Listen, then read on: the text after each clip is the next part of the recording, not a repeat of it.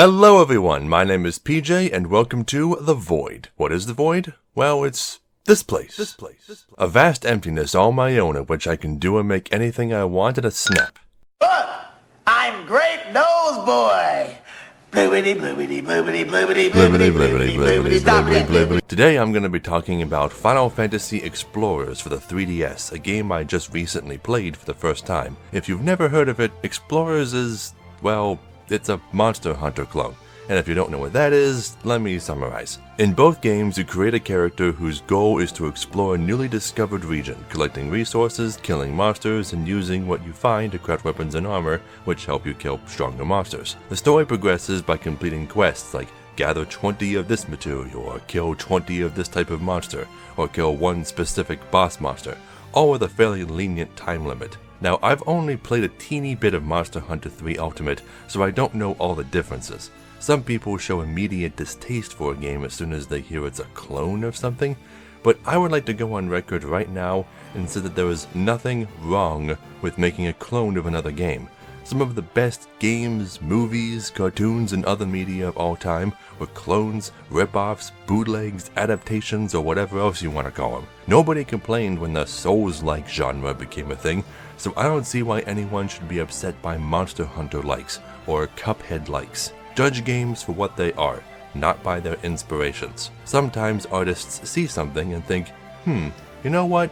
I can probably do that better. But that's enough of me bitching at the people who got Enchanted Portals delayed. Back on topic. Final Fantasy Explorers is often cited as being a beginner's version of Monster Hunter, with no sharpness system, the ability to lock on to targets, a lack of egg-carrying quests, the ability to mine and harvest without tools, infinite inventory space, and bosses that stay in one area and don't wander around. Since I personally found Monster Hunter to be incredibly frustrating, I expected Explorers to be an improvement on it. Let's take a look at it, shall we? Spoiler warning, by the way. For those who aren't aware of my scoring system, I start at 5 out of 10, then add or deduct points for things I like or don't like about the game. 5 is not a failing grade, it just means the game is average. Also, I was not able to play this game online since I wanted to capture footage of it, and the only way to do so is to send an original model 3DS to a stranger and pay him to mod it. So I just played the whole thing on an emulator. That's why you'll see lag in some places. First category, the graphics. I've only played a small handful of 3DS games, but none of them have looked bad. They all have great art direction, they're colorful, and Explorers is no exception. I actually really tried to find a bad-looking 3DS game, but the closest I could find is Tomodachi Life. That's one pretty console. So it gets a point. Second, the music. While playing the game, I didn't really think much of the music. With all the attacking, screaming, menu sounds, and other shit going on, it was hard to pay attention to. Not to mention, handheld consoles almost never have great speakers, and that flaw appears to have carried over into the emulator I used. But after I beat the game, I went and listened to the soundtrack, and it's actually pretty decent. I'm gonna play for you my 2 favorite songs from the game. And for your viewing pleasure, I have a recording of me beating a 10-star boss in 3 minutes with no armor and without dying once, because I'm a pro like that.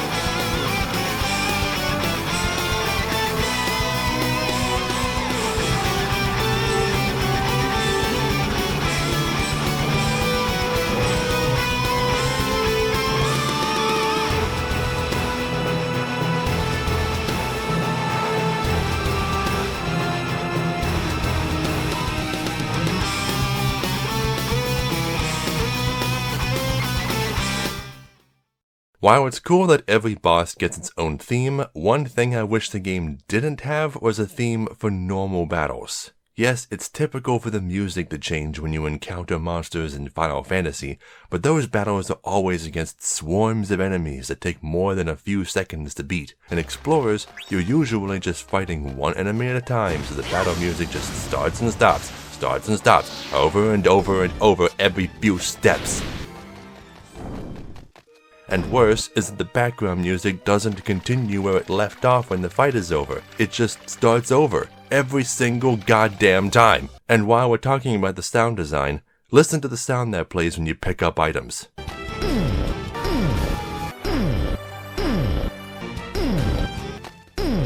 Hope you like the sound of a Tomos farting because you'll hear it literally thousands of times before you're done. So while the game does have good music, it was implemented poorly. So no score change for this one. Third category, gameplay. If you've played Monster Hunter, you might have some idea of what to expect. You have a hub town where all the shops are, and a bunch of NPCs that do and say absolutely nothing of interest. The tutorial guy is pointless because there are tutorial quests you have to complete to progress. Monster Hunter had food you could eat before setting out on a quest that gave you various stat boosts. Explorers just has stupid fortune telling that increases the currency rewards. The item shop sells normal items that are only useful for fighting high rank bosses and the weakest equipment in the game. Seriously, there was one time when you'll buy equipment from her, and that's before you realize you don't have to. Now, the equipment shop is where it's fucking at, yo. This is the guy you talk to craft and upgrade all your gear. For most of the game though, you can just stick with whatever armor you like, but I wouldn't recommend upgrading anything unless you know it's something you want to use in endgame. Don't worry too much about stats. Focus on innate abilities, and then jack up the stats later when you can farm materials more easily. You talk to this lady at the counter who lets you go on various quests that are unlocked as you complete them. It starts you off very, very lightly, then introduces you to bosses one at a time. The bosses in the game are called Eidolons, and are all based on the classic Final Fantasy summons. You've got Ifrit, Shiva, Ramu, who's a lion for some reason, Odin, Alexander, Leviathan, Fenrir, Diabolos, and Bahamut, plus some original bosses like the Dryad, and cameo bosses like Gilgamesh and Omega. In addition to main quests, you can also take sub-quests that stay active until complete and give you extra rewards for doing various things. There are even achievements and a notebook you can try to get to 100% for all you die-hard completionists out there. The main core of the actual combat is the job system. Yep, that classic job-changing system from games like 3, 5, 10-2, Tactics, and the MMOs, though it's very simplified in this game. The key differences between two jobs are what equipment they can wield, a few innate bonuses to different stats, and their one unique command. Dragoons get jump, knights get provoke, you get the idea. The weapons you wield determine what abilities you can equip, and the abilities themselves can actually be upgraded and customized through a complicated process called Crystal Surge Mutations. As you use abilities, you fill a resonance meter that unlocks limit break-like options called Crystal Surges. Each one lasts for about 30 seconds, grants you various buffs for its duration, and also lets you unlock new customized versions of your abilities if you use them while the surge is in effect. You still with me? This making sense? Good. Now, for example, if you activate Hyperspeed and use an ability compatible with it like Deflect, there is a chance you'll unlock a version of Deflect that has the Haste mutation. You can then buy this new version of Deflect to replace your old one and keep adding more effects to it. Wow, that is a lot of freedom, and I haven't even talked about ability linking, which lets you connect abilities together into super fast combos. Regular monsters roam the massive world and are all classic Final Fantasy monsters, like goblins, bombs, cactuars, tonberries, quarrels, Marlboros, chocobos. Yes, you can actually murder non-aggressive wild chocobos, which is the only way to recruit them. And did I mention you can raise monsters in this game? Yes, enemies have a chance of dropping their souls, which you can use to create your own personal monster team. So if you ever wanted to have a cactuar and a tomberry in your party, you can't, because the tomberry takes up all 3 slots. Tough shit. There's also an option called Fuse Monsters, which sounds like this cool thing where you can mix different monster abilities, but no, It just lets you sacrifice a monster to give a huge XP boost to another one. Kinda disappointing. Fighting bosses is the core of the game, just like it is in Monster Hunter. You learn their attacks, their patterns, their weaknesses, and soon you'll be able to crush even the strongest ones with relative ease. Except Final Therion. That one took me 27 minutes to kill. If you're lucky, you can even capture Eidolons when they're low on health, which gives you access to the other limit break system, Trance. Once unlocked, you can activate Trance to fully heal yourself, and if you also unlock a Crystal Surge during this time, called a Trance Surge, you can use the Eidolon's signature move, like Mega Flare or Diamond Dust. I said earlier that this is considered a beginner's game. Well, I had to play this game solo, so I'm glad it wasn't too overwhelmingly hard. But if you still think it's too easy, there are options to make it harder. You can cut the time in half, make enemies stronger, disable crystal surges and trances, and make it so that you can't revive. One death and you're done. Some quests have some of these options turned on by default. Now, those were fucking hard. A small gripe I have with the gameplay is that I have to stop and wait for every enemy I kill to drop its items so I can pick them up.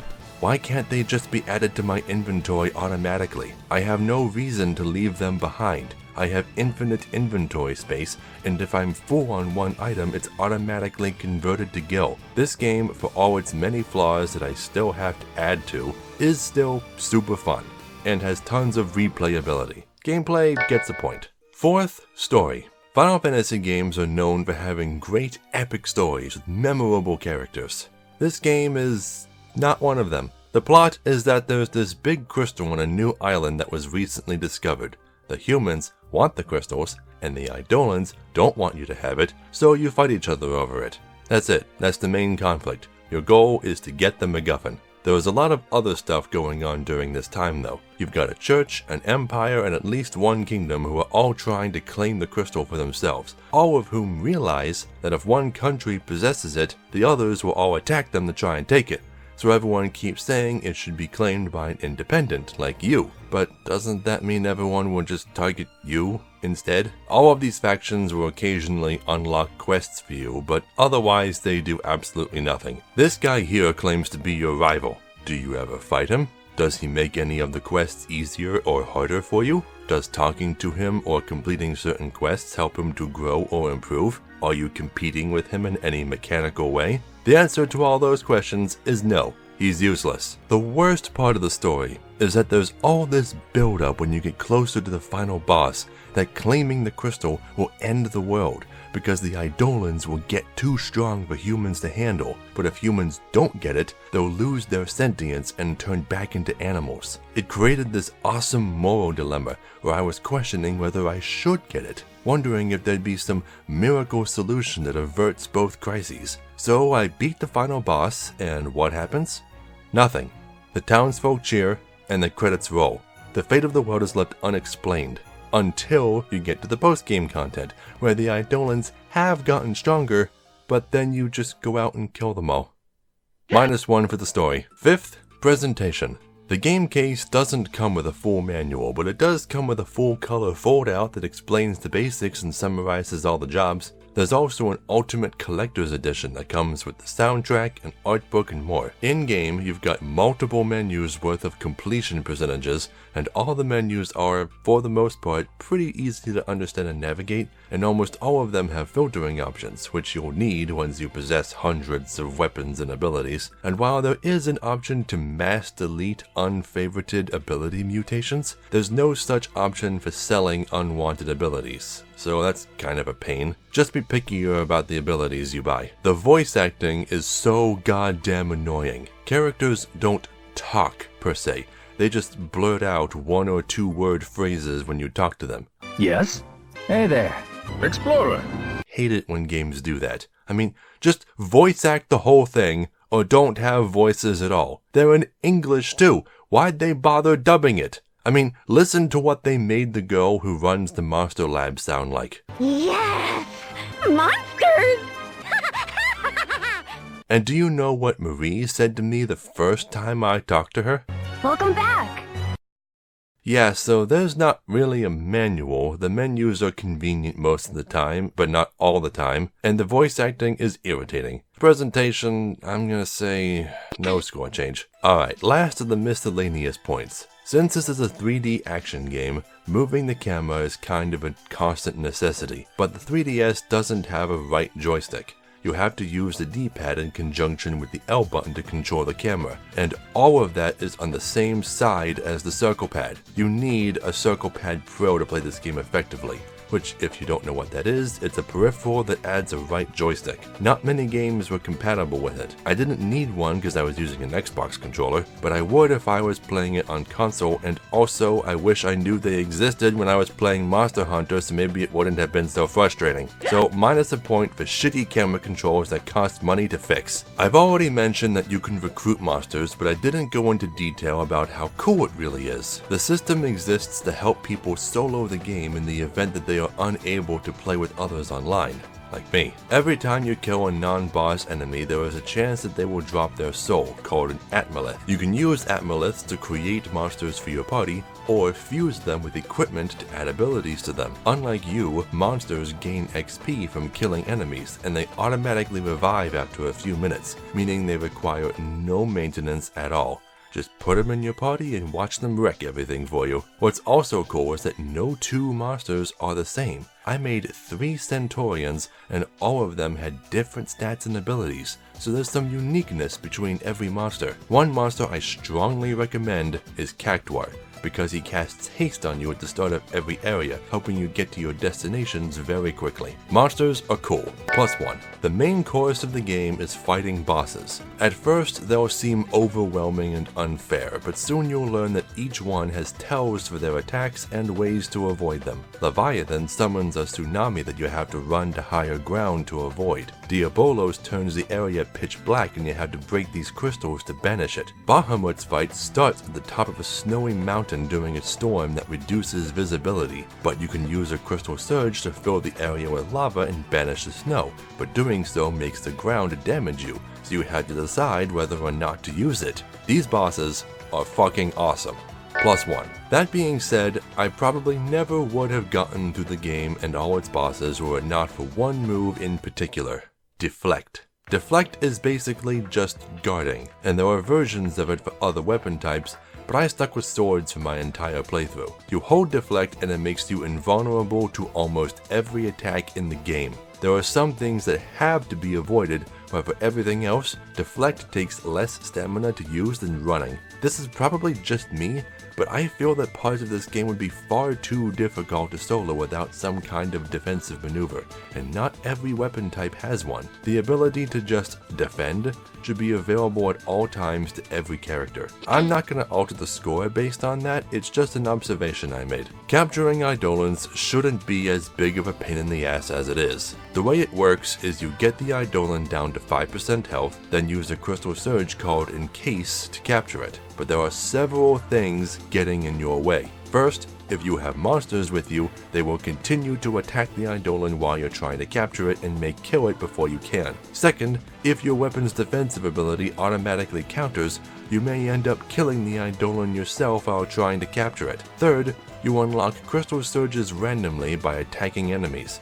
So if you don't have one ready, you'll have to keep attacking the Eidolon and possibly kill it. Fourth, if your crystal surge menu is full, Encase won't show up, forcing you to use a special item called an Oracle to reshuffle them. Fifth, if you start using Encase and it gets interrupted, your crystal surges are wasted and you don't get another chance. So my advice is that if you're aiming to capture an Eidolon, don't bring monsters, don't use your crystal surge at the bosses around half health or less, bring oracles, wait for the opportune moment, and have something that gives you invisibility, because that'll completely de-aggro the boss. Most of this is perfectly fine. Capturing bosses should be difficult, but the fact that you have to leave your monster team behind and can't dismiss them mid-quest before the boss is really frustrating, so -1 just for that. The single most bullshit thing that ever happened to me was when I was on a quest that required me to kill 2 Eidolons on opposite sides of the map. I thought I'd kill one, then use a teleport stone, which says it teleports you to the quest's destination. This is a huge lie. The teleport stone can only teleport you to outdoor locations, which the airship can also do. And if you're in a quest with multiple quest destinations, teleport stones will only take you to the closest one. even if it's your current location, making the item useless. -1. Channeling Eidolons isn't the only way to use trance. There are also special trances that let you temporarily transform into different Final Fantasy characters, and each one gets their own limit break.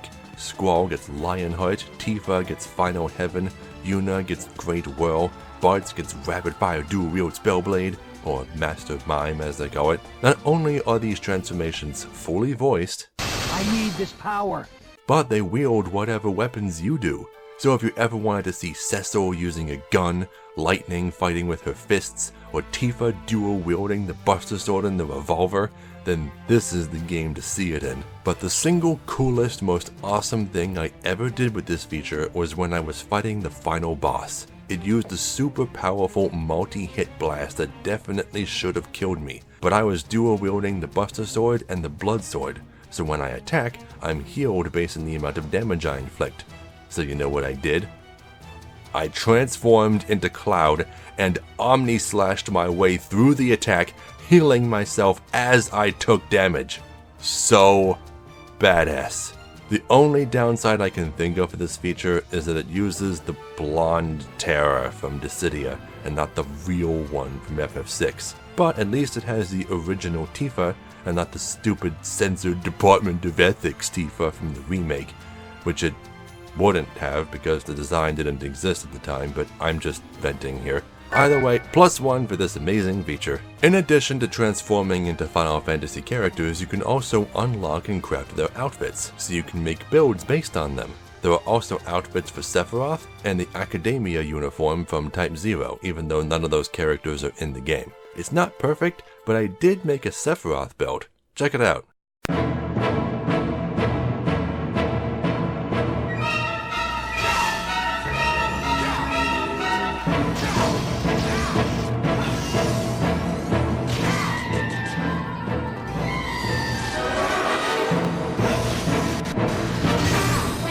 So cool. There's an absurd amount of gear in this game. It's unfeasible to think that anyone's crafted them all, let alone max them all out. I was never even able to max out one piece of equipment. There's weapons from all kinds of games, like the Onion Sword, Cerberus, and even a pair of electric guitars called the Dancing Mad and the One-Winged Angel.